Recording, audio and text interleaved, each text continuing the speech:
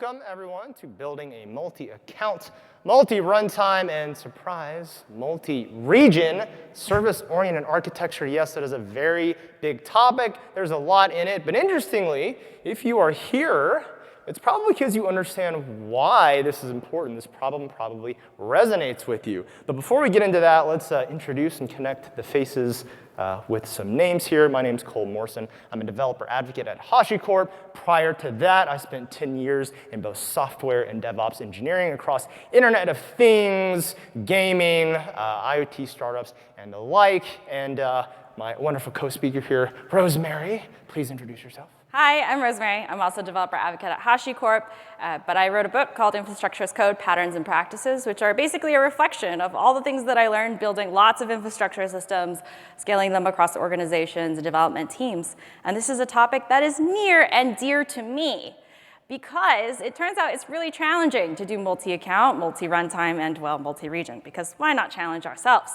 But the reality is that this is actually something that you see a lot. And because scaling across large organizations is so challenging, it's something that becomes very necessary after a period of time. You can work between one or two people building infrastructure as code, maybe going into a console, clicking and creating things, but eventually you'll need to scale to thousands of developers. And that's where the challenge becomes a little bit more daunting, because people don't always want to learn things, right? So people may not want to learn ECS, people may not want to learn EKS, they may not want to learn Terraform or infrastructure as code, they may not even care, and some development teams just want to develop and be done. And so you have a huge variety of people in your organization with different skill sets and different reasons for the things they want to do, which then challenges the next segment of this, which is process, right? Process is challenged because you don't have consistency of automation. Yes, so not only do we not all know the same things, we may not have the time to learn all of the same things. They need to roll up the one end user-facing effort or developer-facing efforts, such as a product, regardless of what it is that you're working on, and that's going to challenge your process. When you're in just one runtime, the pipeline that you write, the code, the automation you create, it can be pretty straightforward until you start adding all these other ones, and then you got to start thinking about things like automating the automation. And sometimes you go through another level deep, and you're automating automation and automation. You have to start accounting for all of these different skill sets. How are you going to manage this? What process are you going to put in place so that this is all possible? And of course, as hackers and engineers, developers, ops, whatever it is, you call yourself, you start wondering what tools and technologies can we use to get this done? And tell us about that some, Rosemary. Yeah. So rather than go through automationception, where now you've automated your automation, maybe consider some technology, right? And some technology can help you provide a common interface or an architectural foundation for extending and scaling the system, right? It doesn't mean that you should always be looking at the technologies out there, but at some point you will scale to a degree in which you cannot maintain your automation anymore, and it makes sense to adopt technology or look at some technologies that will help you. So we have a lot of technologies we're featuring today. We do. We got a lot. We got so many we're not even going to be able to go into all of them. So we're going to try to use umbrellas, if you will, to group them. And you've already seen two of them in the title. So let's talk about the technologies from a multi-account standpoint. Kind of gives it away. It's going to be an AWS account. Whether you consider that a technology or not, it becomes a core building block in this process because it's the perfect unit, if you're on AWS, to sandbox your different teams. Not only to sandbox them from a security standpoint, but also give them the autonomy to work in their own runtime. So we're going to take a look at how we can use AWS organizations to create a parent account that then watches a variety of child accounts that bridge into runtimes. We're going to see 4 different runtimes here all working together. We're going to see straight up EC2, so just deploying to virtual machines, Amazon ECS, Kubernetes through EKS, and then we're going to see a single page web app deployed through front end using CloudFront, all working together. And if that wasn't a lot, right, we are going to do it multi-region, and it's going to feel like we're going through multiple universes and seeing a lot of the different networking problems that we have. They're both layer 4 ones and layer 7 ones, how we connect all of those different things. And we're going to use some wonderful HashiCorp tooling to get that done, because obviously we're up here repping that. Rosemary, tell us about that. Yeah, so you need some technologies that pull all of these cloud automation together, and it doesn't matter what you end up doing, but what we're here to show you are some patterns that you can look and apply to your systems, right? So a lot of the products from HashiCorp are around cloud infrastructure automation and security, which lends it very well to this kind of scale. We're going to focus on 4 today: Terraform for infrastructure as code, Boundary for Modern privileged access management. Wow, what a mouthful. Vault for secrets management, and console for service mesh. The idea is that all of these provide a common interface to organize processes and people who are provisioning and configuring services and infrastructure, right? So we're adding a layer of services on top of all our infrastructure in the hope that it will help bring some organization and for us to scale and extend some existing systems while giving people the ability to build more and build what they want. Speaking of building, right, our scenario is that we are going to be introducing 2 runtimes on Amazon, and over the course of this talk, we're going to be building more runtimes on top of it, all of which will be across 3 regions, and each runtime has its own account. So if you're curious about this demo today, we have a massive mono repo for you. Yay. It does run a bunch of code across US East 1, US West 2, and EU West 1. Nice. So check it out. It's a reference for you to examine some patterns and potentially reverse engineer in your organization. It does have connections across Vault, Console, Boundary, Terraform, and the AWS services you see today, and some we're not going to mention explicitly. All right, so in the sequence of this, Cole and I needed some guiding principles when we built this repository for this discussion, right? The idea is that if we don't agree on some principles, we cannot extend it ourselves. If 2 people can extend this, you probably won't be able to extend it across your organization. So it's not just about copying the code, it's about how we applied some of the principles and patterns that we established when writing the code and the patterns that help us build it more. And we're going to go with creating a production runtime, observing, measuring, and managing production. We're going to add a feature and fix some bugs, secure multi-user access, and customize and add new runtimes. Now you're looking at this saying, this is ambitious. To be honest, the first section, which is creating the production infrastructure, is going to reflect what you're going to struggle with, which is if you're creating a minimum viable production infrastructure, that's going to be the bulk of your time. But it will be much shorter in the remaining sections, so keep an eye out for all of those new features and concepts that we're introducing there. All right, so Cole, we talked about principles for building this. When we went into this, we wanted to make sure we did this in a way that we agreed on how we were going to scale and extend this. So what are the principles, and what does service-oriented architecture have to do with it? So that was actually the first step of what is service-oriented architecture, and we decided there is no set definition for service-oriented architecture. So instead, let's just come up with some guidelines, some guideposts that we can follow while we build this stuff. And instead of just trying to make up, say, just platitudes that sound nice. These do sound nice, though, don't they? We wanted to look at things that happen almost like emergent properties in a large system, both throughout our careers and at HashiCorp with the different users we have, both at the highest and mid and lowest levels. These things begin to appear, whether you intend for them to or not. After you've done something 10, 20, 100 times, you got to look at how you're going to standardize it, right? When you have a number of teams, you want them to be able to work independently so that they can get things done, right? And in terms of loose coupling, we want a module, for example, that we can use across our different code bases and assets. So let's just go ahead and step into the first one, and that's going to be autonomy.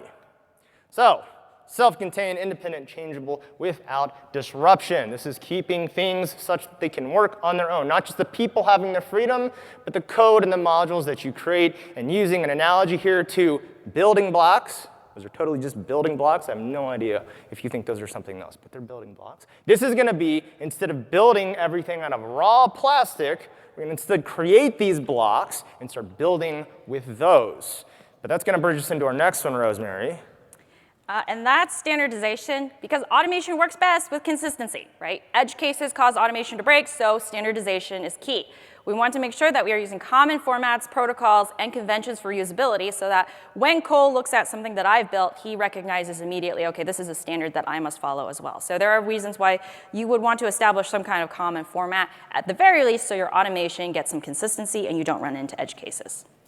Right, and if in standardization, those were like having the different types of bricks that you're going to build with, well, then loose coupling would be the studs and the pips on the bricks that make connecting them, but also taking them apart and reusing them with the other things, this loose coupling principle. So we need well-defined interfaces, right? So if we zoom out, that's going to be like a very well-defined API for which other things can consume either your code module, your service, and the like. And it's going to take us into the last one, though, and that is what? Discoverability, because you cannot keep track of everything in your system. Systems of scale have many resources, components, and assets.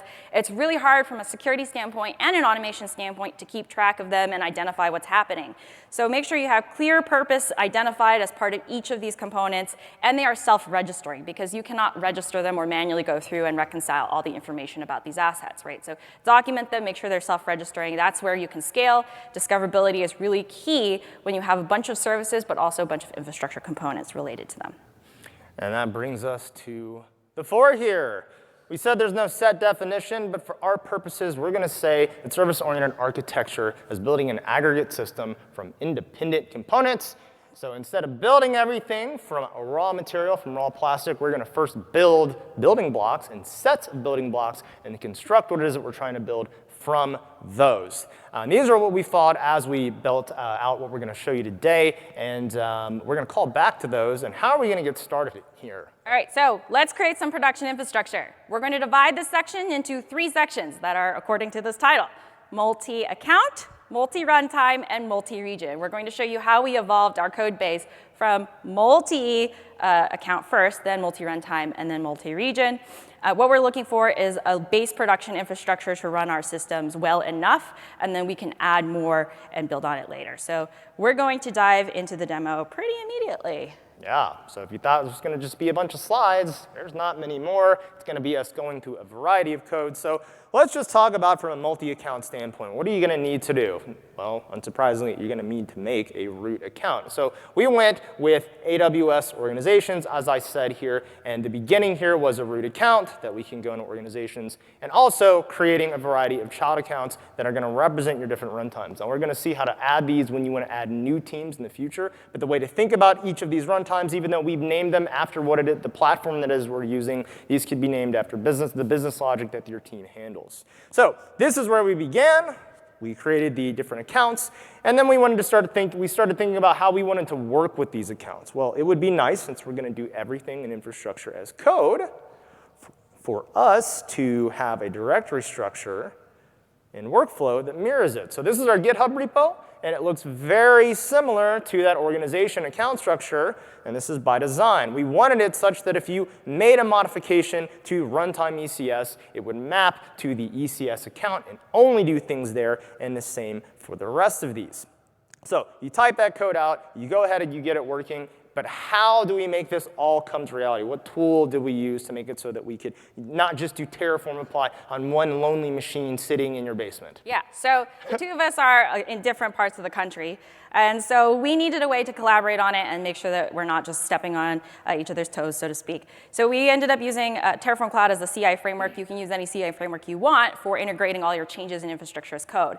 But you'll notice that any time Cole committed something or I committed something, that the Terraform Cloud workspace would run, and it would apply those changes. So you can see the difference. So for example, I'm splitting EKS here, and I get plans. I can identify what's happening. So that's the benefit to using the workspaces here. Notice that each workspace, though, corresponds to an AWS account. You can subdivide this further. So if you have many business units, you can even allocate different workspaces to teams in the form of projects. There's also role-based access control here that you can subdivide people's access within Terraform Cloud. But the point is that someone can go in and they can do what they need to in Terraform without necessarily running it on their local machine, without setting up additional CI frameworks for themselves if you opt to do this. So that's one way that we controlled our changes into production, and it became very necessary, especially because we were working across so many runtimes with different dependencies.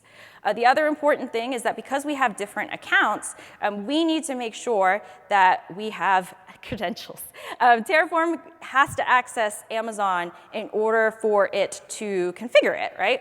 What we did instead was set up dynamic credentials directly to AWS. If you're not familiar with dynamic credentials in Terraform Cloud, that's all right. But the idea is that we're able to link up an identity to our account, And what this will allow us to do is use a role, IAM role, in order to retrieve a session token. It provides just-in-time access for the workspace to AWS. So what this means is that I can link up the workspace name. I could even do some wildcard if you need certain things for certain teams, right, to access the workspace. So I can subdivide by project and workspace. And that means that I don't have to pass AWS access keys or secret access keys or anything to Terraform Cloud per workspace. Instead, I get this dynamically, and I don't have to worry about that. So it isolates it per account as well. So that's the important thing when you're trying to run infrastructure as code. You want to isolate with as much least privilege as possible. All right, so that's multi-account. But what about multi-runtime? Right, and so with this reality in place, we now have the workflow that was really important for us to get up and running, which is I can now make changes. If we go back to our code here, I can now make changes in any one of these folders, and it will map to that particular account and deploy infrastructure just there, and we can, of course, keep track of it. So let's zoom in a bit more on what it looks like when we start doing an individual runtime. We're going to see some of these principles start taking place. So within ECS, for example, we'll just start here. The pattern that we took when creating this code is we wanted this top level to represent all of the global infrastructure that is you're going to create. Now, some of these things you just are global by default, which are going to be IAM, for example, and Route 53. But we also, since we wanted to do it regionally, we didn't want to write this, we didn't want to repeat ourselves for all the code for every single different region. So we created a module, a region module, such that when a developer comes in here and starts coding their infrastructure, they quit thinking about multiple regions. They just think how they want it in one region. This becomes a module. And we'll go back up to the global area here in main, and we'll see this module being used. We'll see all of that regional infrastructure being deployed to US East 1 with perhaps a couple switches in here to customize it to that particular region. The same for US West 2, and the same for EU West 1. Power of this is when you want to expand to another region, the workflow here is very simple, and whatever it is that you're whatever workflow you're following for your developers doesn't change for region. If they want to add a new feature after they've done it, it will, of course, come through and put it in through every single one of these modules as well.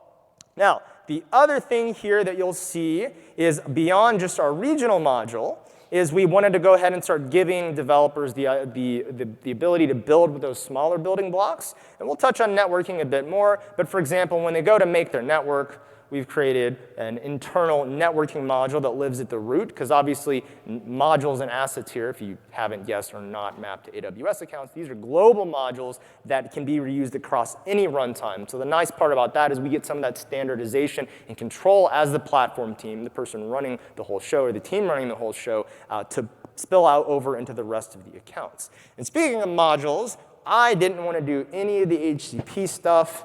Right, and you did most of that, and you made a module, and that's a pretty good bridge into what happened from runtime perspective on that. So HCP stands for HashiCorp Cloud Platform. It's a bunch of managed services for Vault, Console, and Boundary. So rather than run our own server instances, I decided I would use HCP. And it kind of helps us because what it means is that we isolate our Console and Vault clusters away from the rest of the runtime. So it's shared services.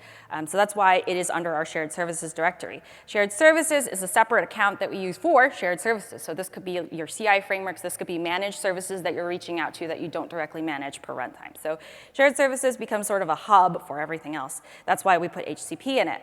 And so in this, at least in this section, we'll talk about Vault and Console. Vault is a secrets manager. We needed to get secrets into other systems. So for example, I use Vault to issue certificates to my console cluster, my service mesh. And this means that I don't have to load in certificates myself. I don't have to necessarily use the one that comes out of the box. Instead, that means that I can just use whatever Vault is issuing. So if I check out my console namespace in Vault, what that means is that console gets its own isolated section in Vault for secrets management, and it's able to say, I only get these certificates from here, from this namespace. And you can subdivide your Vault namespaces by runtime, by team, and more. So this is maybe just for Consul.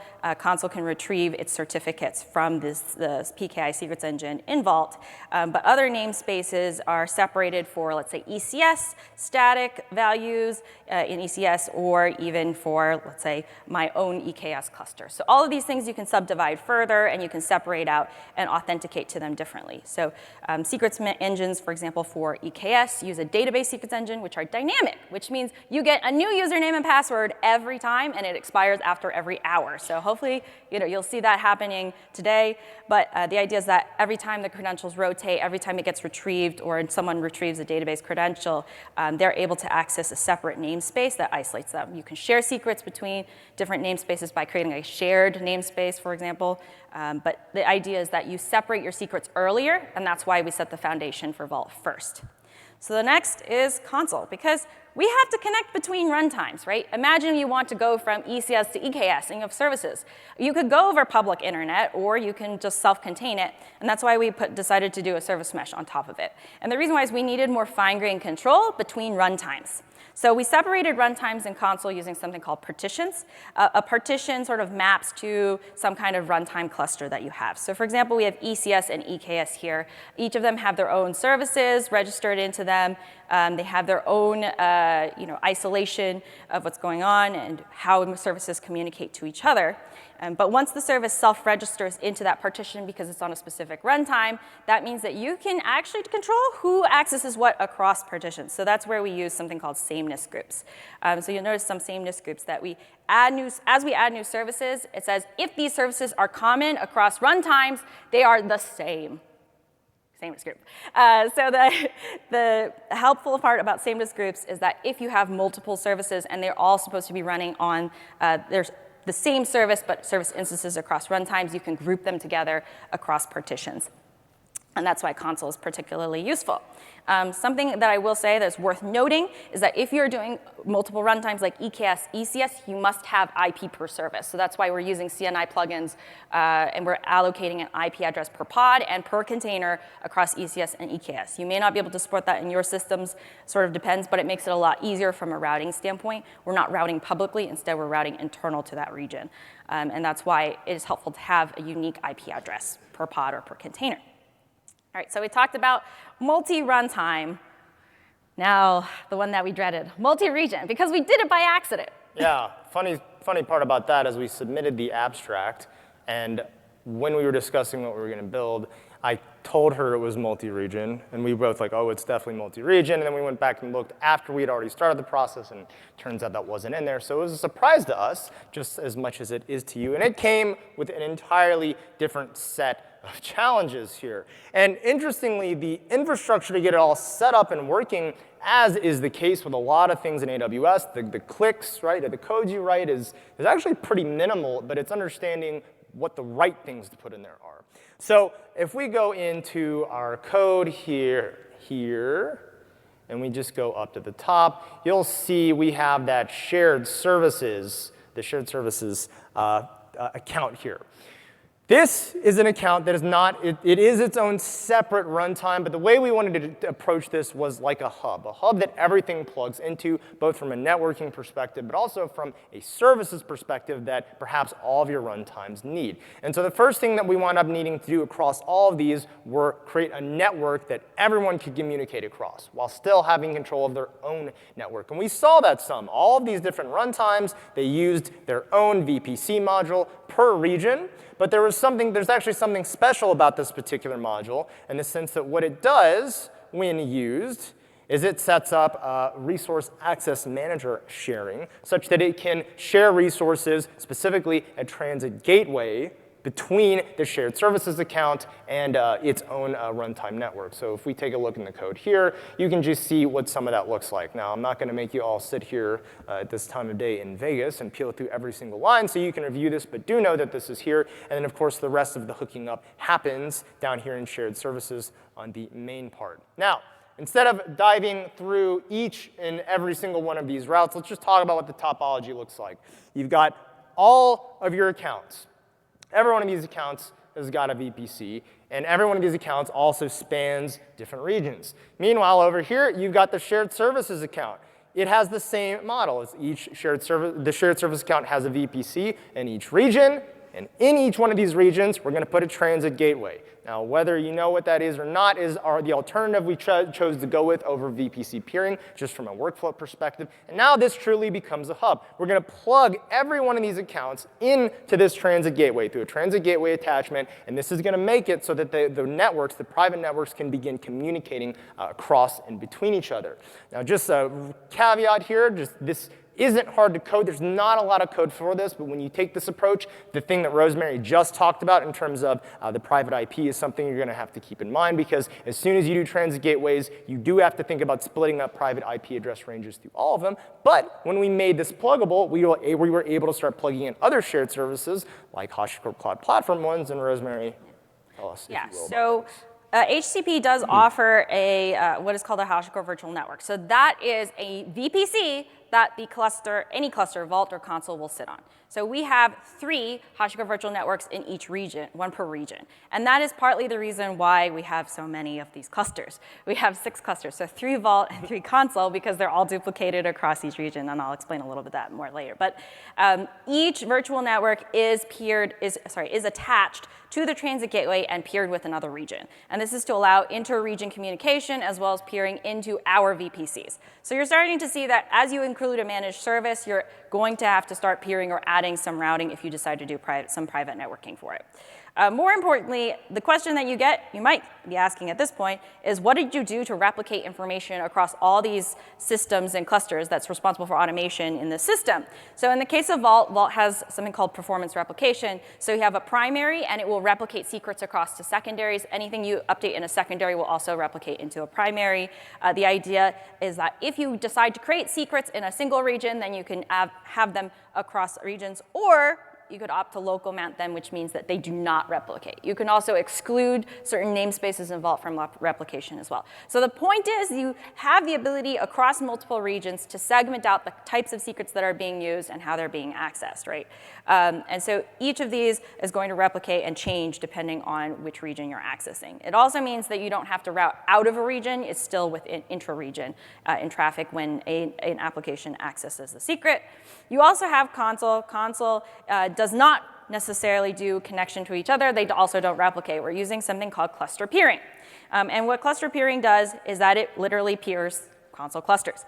In this case, we've established console cluster peering across each region, and that means that you can export services cross-region into another region for use. So for example, I have a store service that I've exported, and it's able to be accessed in US East 1 across US West 1 and EU West 1 and US West 2. The idea is that if you want to allow a service to fail over cross-region, you can use the same NIST group and do that cross-region as well. So it's a powerful way to add another service layer of networking, because Cole just went through sort of the base layer of networking, but you can have a relatively flatter network, right, and then have a layer of service networking on top of that, so you can control traffic between regions as well as between services using a service abstraction. So all of that is in place for someone to use. If they need to onboard a new service, they don't have to necessarily handle all the registration of the service, metadata, IP addressing, et cetera. Instead, console will handle that for you. And the result is that we actually do have a service that runs cross-region. We'll show cross-region later, but it runs cross-region. It runs across multiple runtimes. So we're going from a front end to an API in ECS, a couple services in ECS.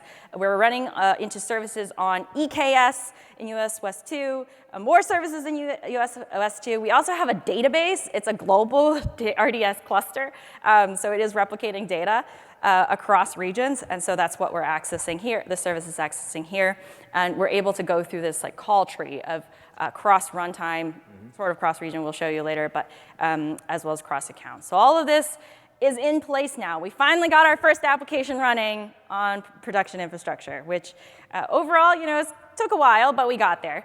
The idea is that if you have multiple accounts, it does offer autonomy. So if you have different folks in your organization who want to do different things, you can enable multiple accounts with different privileges and different service offerings that they can be using.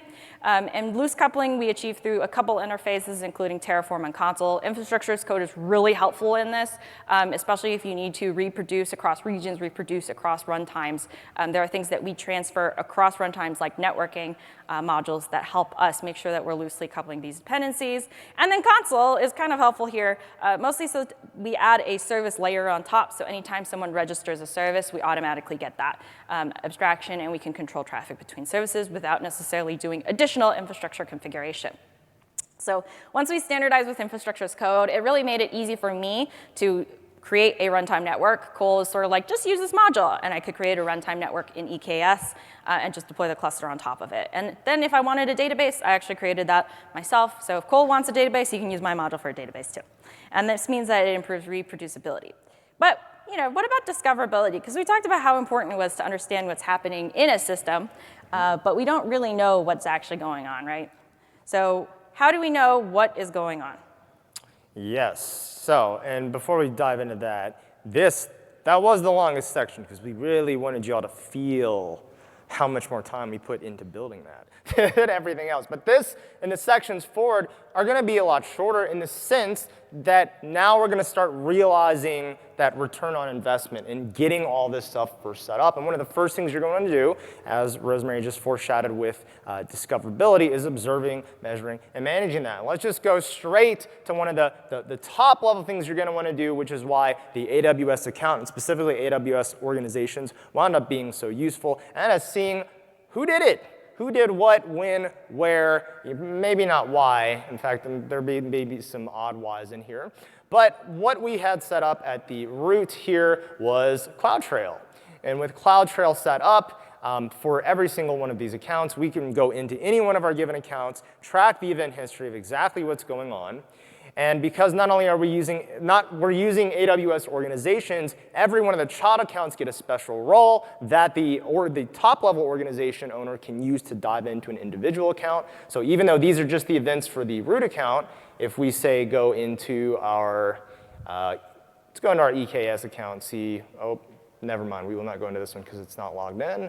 We will go into the ECS account and go into CloudTrail. We'll be able to see what's happening here from an events perspective. And we'll see there's been some targets registered, some log streams created, some network interfaces being deleted. And if you are the administrator of the ECS account, you only have read privileges here. You can't do anything other than see what's going on. Now, from the top level, as the root owner, if you need more fine-grained more detail on what is it you're doing, we did set up CloudWatch logging for everything here. So you can go in here, for example, look at one of the log streams. So we'll just go in and pick one, see what's going on. And this is going to give us a queue into not only what people are doing into accounts. So if we open this up, we're going to see some very fine-grained JSON. Right? We're going to see everything happening. So we'll see something assuming role, or not assuming role. We'll see EKS making some calls across the account. We'll see a role being assumed by EKS, by the node group, to be doing things, when and where. And this is across every single one of the accounts. So immediately, you're going to be able to take this and either use something like CloudWatch or some other observability tool outside of AWS to see everything that's going on. Now, this is from the who did it perspective, but that's probably going to come after you seeing something has happened. So what tools do we have here that we can take to look into that? Yeah, so the benefit of at least putting a service mesh in place is that you do get metrics from each proxy. And so if you're not familiar with service mesh, the idea is that you have a proxy that runs per service. This proxy collects metrics and surfaces them up. Now, it sort of depends on if you decide you want to implement a service mesh. But when you do get the metrics out of the box. You don't have to add application libraries to surface more metrics about HTTP servers that you're running or any calls that you have, right? And so I'm going to show a demo of this over video because it does take some time to generate enough load for this to show up. but you'll notice that if I wanted to get a binary healthy, unhealthy in services, a service catalog is here for you to examine if it's healthy or unhealthy. It's a good way to just get started. If we're talking about minimum, whether or not something is good or bad, that's when you probably want to think about a service catalog. And if you're working cross-runtime, an aggregate catalog of everything across region, everything across runtime is really useful for this. So that's why you'll see there's multi-region and multi-runtime involved, right? So you can tell default is EKS, and there's maybe some ECS in here as well. So let's check out the store service that I had. The store service, I issued a couple requests to it, and you'll notice there was some healthy, some not so healthy, failed attempts, and also eventually I took it down. These metrics, I didn't do anything for. I have a proxy, so all I did was just funnel it to my metrics server. In this case, I didn't do anything other than collect the telemetry and forward it to HTTP. But the idea is that if you do want sort of something out of the box for a lot of services, then think about a proxy. The proxy kind of helps aggregate all of this telemetry, gives you a standard set of things to look for, like requests, server connections, et cetera. And it also will help you provide a map of how your services are connecting to each other, which is why it's particularly useful if you have a set of microservices. So rather than deploy a bunch of metrics libraries across applications, instead what you can do from a service level is add some kind of proxy in front of it and surface all that information with a standardized set of metrics, which means that having a standardized view of services and systems is available to you sort of out of the box. Now, there's a lot of work. It's just enough observability for now. I'm not saying this is going to be perfect, but if you wanted to debug your systems further, you do get the option. And you can customize metrics telemetry, and we're separating everything through different concerns. So we're loosely coupling sort of the audit logging from other telemetry and everything else. All right. So this is the one that is a little bit more challenging. So adding features and fixing bugs. Mm-hmm. And why don't first we just create some bugs live, because why not? You push the button there. I actually didn't know which button it was. But it is up and live, and we no longer need that.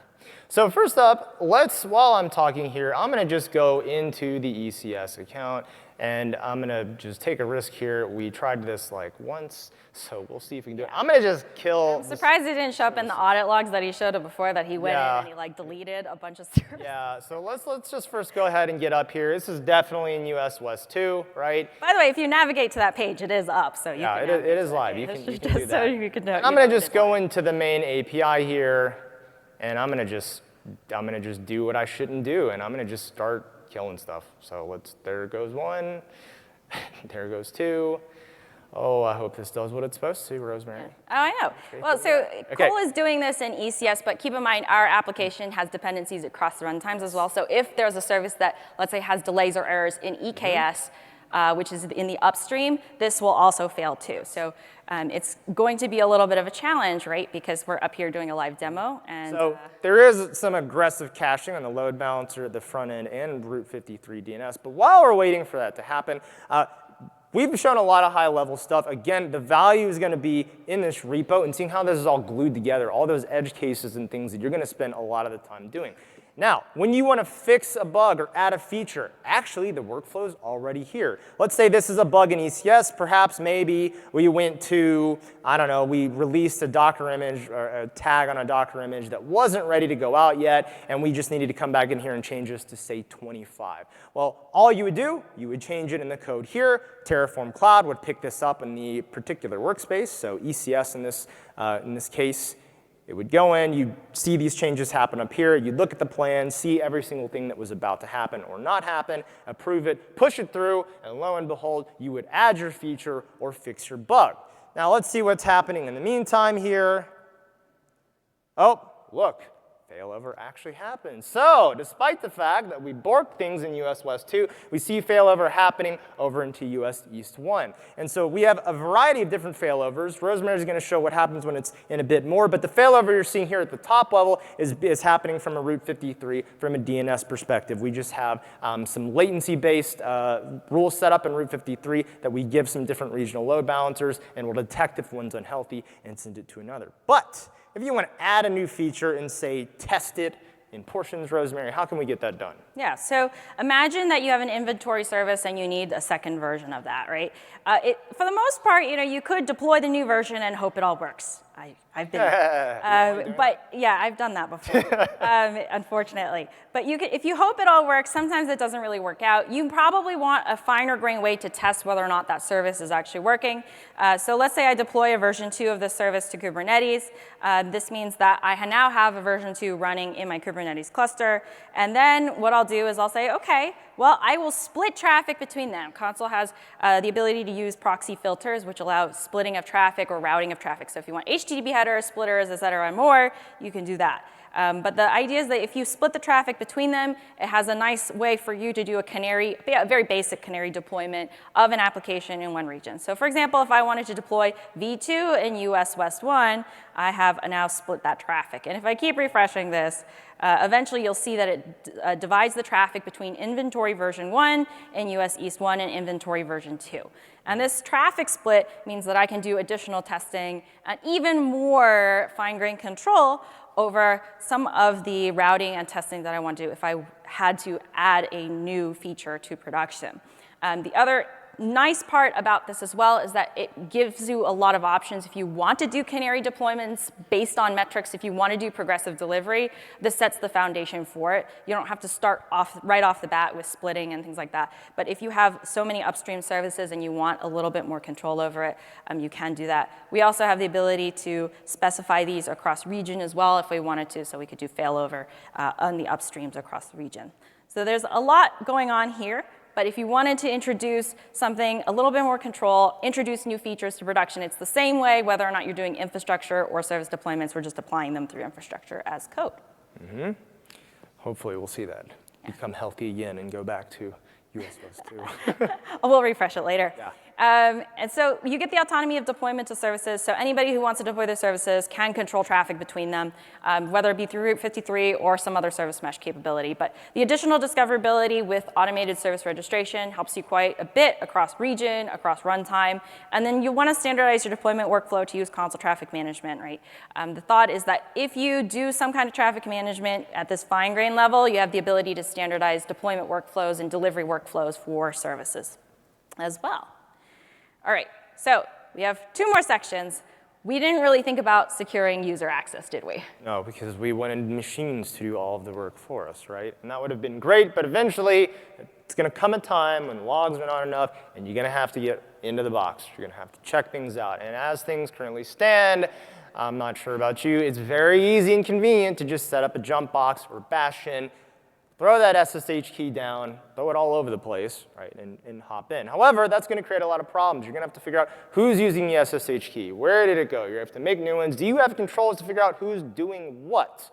Well, that's going to need to be in place when you have multiple runtimes. They're going to need to access their infrastructure, but you need to know what's going on. And so we have a tool here that Rosemary is going to walk through that shows exactly how you can control all of that better. Yeah.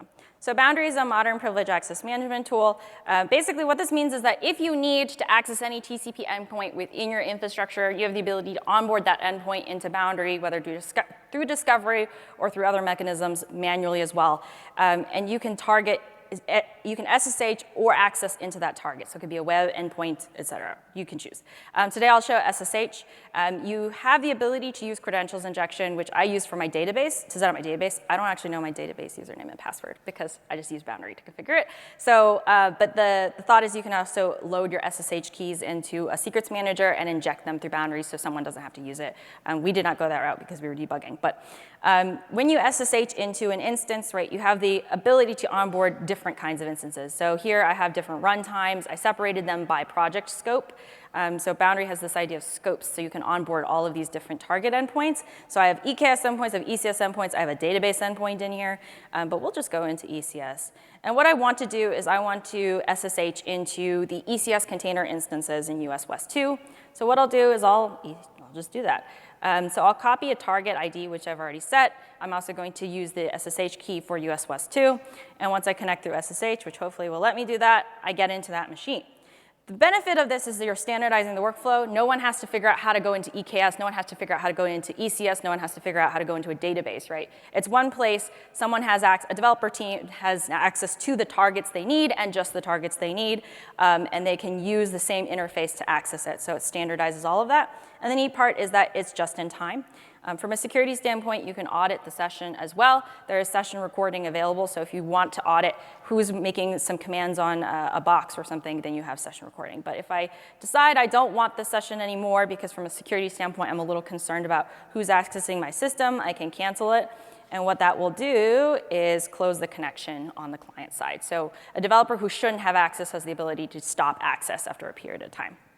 And so overall, it's a short introduction into what this looks like, but the thought process is that you at least offer autonomy through just-in-time least privilege, right? Rather than sit there and try to configure a bunch of least privilege policies across the board, try to figure out who's going into EKS and ECS, if you standardize on one interface, it helps you ensure that a bunch of development teams get the access that they need without necessarily blocking them. And then you can enable audit logging for discoverability. We have them forwarding to CloudWatch.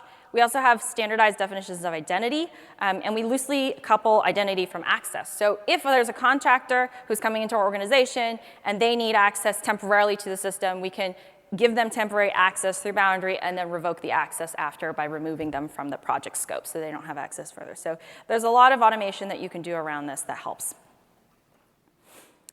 Finally, what about the thing we promised, which was adding a new runtime? Right, adding a new runtime.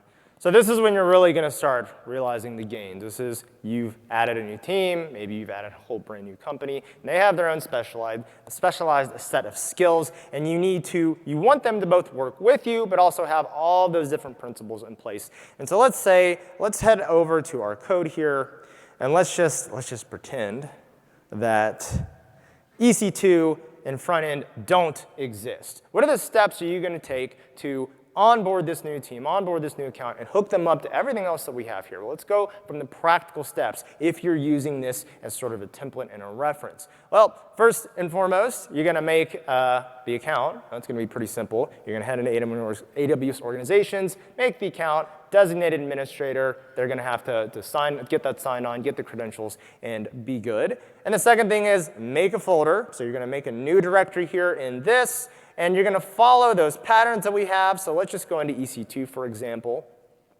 And they're going to follow this same standardized workflow that we've talked about earlier. They're going to write their global code here at the top. They're going to write the regional module, which is going to then deploy to every single one of the regions. But they're going to get onboarded a lot quicker because we have the reusable modules in place that are already tested and vetted across all of the other runtimes. Right? So they'll be able to set up their own network. They'll be able to set up boundary like we just saw because we have this module here that's written that just accepts some values. They'll be able to configure. Then not only will they be able to access their infrastructure, but you'll be able to do it as well. And of course, we'll hook them up with Terraform Cloud, so we'll see the workspace up here set for EC2 using the same types of things like the dynamic credentials. And you'll also instantly get access to all the other different metrics we talked about, the observability ones in console, as well as the stuff from CloudTrail from an organizational perspective. So that will be it. So new account, new directory, Terraform Cloud setup. You're going to lay down your networking. You're going to use some of the other modules for the HCP services, and that will get them all set up to start building this next runtime. Now, when we got to this point, we forked. We actually decided, well, we got like 2 days. Why don't we add 2 new runtimes? So we added a front-end one and an EC2 one. For the front-end one, this will give you sort of an idea of what it looks like to go into, from your software developer standpoint. The infrastructure for the front-end runtime is relatively simple. It's just for a single-page web application. But let's go take a look at what that looks like. For those, they're probably going to have their own Git repo that may either, in this case, crunch down into some HTML, CSS, and JavaScript, or if it's an application that needs a full runtime, down into, say, a Docker image if you're on Kubernetes or ECS. And that'll just be swapping out the image being used. But for the front end's perspective here, this is just going to be an S3 bucket that gets that static web application, deploys it to CloudFront, so that's then made global, and then reaches up to the public ECS API. Now, from an EC2 perspective, though, that was what, Rosemary? I mean, it was a bit of a non-event, to be honest. It was not because we had all this in place, it wasn't too difficult to grab all of the modules that we had in place and then implement them for EC2. The main difference, though, is that EC2 needed a console client per service so that the service self-registers to console. That's where you're going to see there's two services here, payments and reports. And for the most part, because we've set everything in console up already and the sameness groups are collecting any commonly named applications across all these regions, for the most part, I didn't have additional settings, which is kind of surprising. I even surprised myself in this. But even after this, I wanted to make sure that if I wanted to route to my payments application in EC2, I had the ability to do so. And that's where cross-partition access and cross-partition service communication was really rather important. I create something called a service resolver, and that tells my EKS partition, go to EC2 if you want to look for payments. And what that looks like then is that, well, we're cross-runtime. So we're back in US West 2, yay. So yay. After destroying all of our tasks in ECS, thank you, Cole. Now we have an EC2 instance that is serving our payments application. And this entire call tree is able to be controlled through one place. And if we wanted to add yet another runtime or another service, right, we build out another repository here, and we're able to add more information and allow someone to customize it, right? So even we have a database in here as well. It's in the EKS directory, but if we had other databases that we wanted to add, you can also add those separate runtimes as well and scale them accordingly. So we're coming to the end of this. So what are some takeaways? Well, what we were hoping was that between the two of us, we at least had the autonomy to set up a new runtime without needing one of the other, asking each other questions or figuring out what was going on. Yes, granted, there were some things that we were trying to figure out from a dependency standpoint, but for the most part, we were able to set up new runtimes without asking each other. We could use each other's modules without too many questions, and if we needed to extend them for our own purposes, we were able to do that. Standardization was particularly important for us in this exercise. The boundary module and the runtime network module, right, are standardized. We have similar approaches to it. We matched each other's approaches. We formatted them to make sure that they were readable, and we can continue growing on them, extending on them, and building on them. Loose coupling was pretty helpful in this environment, right? Most of the runtimes don't really know each other.